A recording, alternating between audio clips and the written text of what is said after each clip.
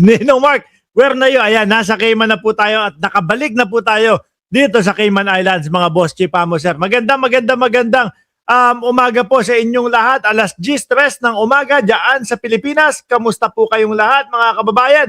Nako, eto, maiinit na naman po. Sing-init po ng igit ang ating mga pag-uusapan sa araw na ito, mga boss Chipamo, sir. Kaya po, kung kayo ay hindi pa nakasubscribe dito sa ating channel, ay dapat po pindutin nyo na po yung subscribe button upang sa ganun kayo ay laging ino-notify ni YouTube pag mag-uumpisa na po tayo ng ating mga talakayan. Siyempre, bago tayo tumuloy-tuloy doon sa ating mga tatalakayan, ay shoutout ko muna kayong mga nandyan sa comment section. Nandyan si Mabel Quinjo, si Joel Q ng Cereza Force, nandyan din si Ma'am Chris Rose, nandyan din po si Edel Lumingkit, si Ardayan, nandyan din sino pa? Si Joel Q, si Ma'am Chris Rose, at sa taas, si Ma'am Marge, nandyan din po, sino pa sa taas dyan? Onopre, Pakon, ayan na, baka magkabayaran na naman sa camera. Bantay daw tayo, mga kababayan. Sino pa nandyan sa itaas? Yan, pare-pare, si Ma'am Delia Rosario. Anyway, at ang buong Cereza Force family, umpisahan na po muna natin ito, mga boss Chipamo, sir. Dito, no? Ay, putik na to. Ano ba to? Ito ba talaga topic natin? Hindi. Daanan lang ho natin. Sabi ko, kumakalat sa social media eh. No? Nakita ko lang ho, mga kababayan, si Nyak at si Nyara daw po nagkagsagutan online dahil sa FB suspension. Sandali. Suspendido ang FB ni Mosnyak, mga bossing. Wala na namang FB si Mosnyak, mga kababayan. Ay, anak po na naman yan, no? Lagi naman. Hindi, paano naman kasi mga bossing? Ang lakaran, ang kilusan, ang galawan nitong mga ito, puro fake news po. Sino naman na matutuwa doon? Di ba? At ako, para sa akin, tama lang po yan, mga bossing. No?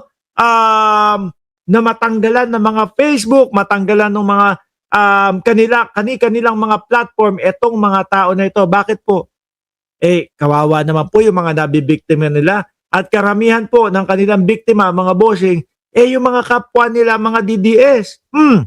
Naniniwala, umaasa. Lalabas si dating Pangulong Duterte, lalaya na si Tatay Digong, etc. At hindi na matutuloy yung impeachment ni Sara.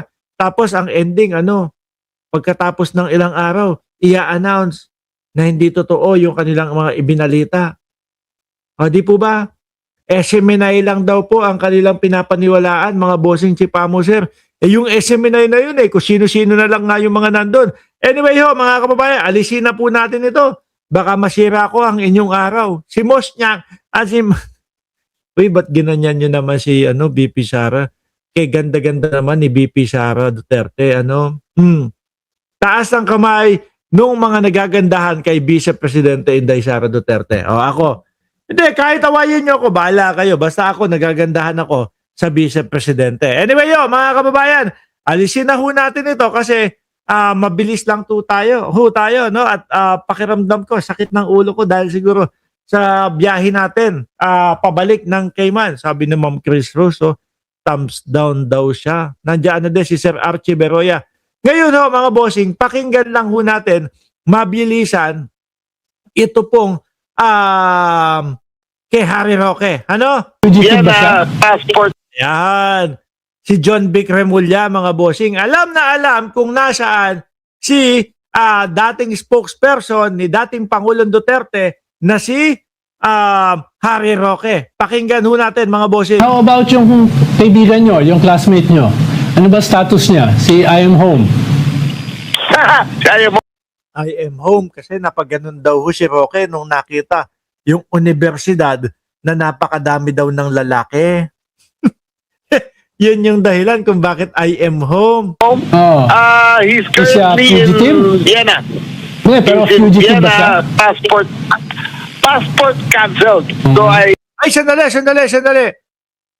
Nasa Vienna si Harry Roque, tapos daw po, yung pasaporte ay kanselado. Tama ba ako ng pagkakarinig? wala siyang red notice pero passport canceled. If we're talking about Harry Roque. Paano yan? Hindi na makakalabas at hindi makakapasok si Harry Roque. No? stuck na lang ho si Harry Roque doon sa Vienna, mga kababayan. Nako po. Mukhang kapag ka nga naman talagang sinundo ni John Vic Remulla ito, talagang maiuwi na po at magkakatubuhan na po, mga bossing chipamos. Magkakatubuhan doon sa loob ng Oblo. Ibig ho nating sabihin dyan, mga bossing, mapapalinis na ng tubo yung idol ng mga DDS na si Harry Roque. Oh, Harry. If we're talking about Harry Roque, we talked to him about Yes, that. ayun ang best Secretary. friend namin ni, best friend namin ni, Rodolfo dyan eh. So- Nakausap po namin siya, and he says it's not true that his passport was canceled. Nako po. Kung ano-ano na lang ang sasabihin. Siyempre, sinungaling nga yung mga yan, mapaggawa ng mga fake news nga yung mga yan eh. O di ba, sino pa ho ang paniniwalaan natin? Si John Vic Remulla o si Harry Roque? It is cancelled. I'm definite about it.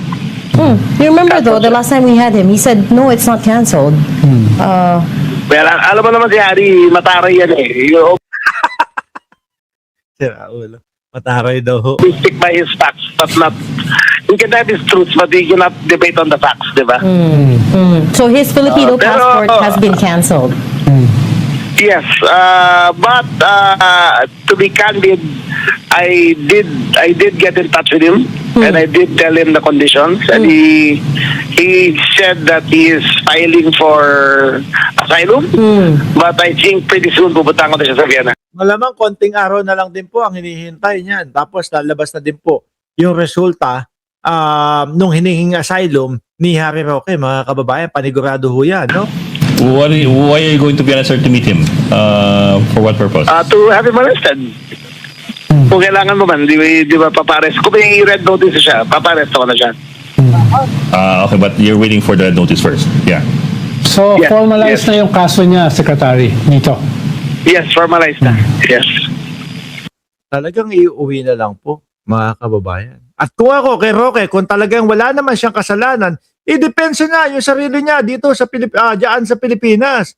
Di ho ba? Sabi nung kaibigan natin na si Sir Archie Berroya, kinalawang na tubo ni Roque. Dapat nang magpahinga sa Oblo ng OGAG nang mabawasan ng mga asong ulol sa labas. So you talked to him, sir? When was this? A few days ago. Oh, bago-bago lang. Few days ago lang. Oh, Kamusta okay. kwentuhan niyo? Bati na kayo, sir. Oo. Hindi mo kami mag-away niyan, magkaibigan talaga. Bali, magpapasundo na si Roque? Tama ba? Kasi kausap niya na si John Vic Remulla eh. Kami niyan. Oh, ginugupitan yung buhok niya nun eh. Hindi mo nakita yung ginugupitan yung buhok niya. Paborito ni Harry, nagupitan yung buhok ni Secretary. I don't know what that means, but okay. Kasi, anong ginugupitan yung buhok?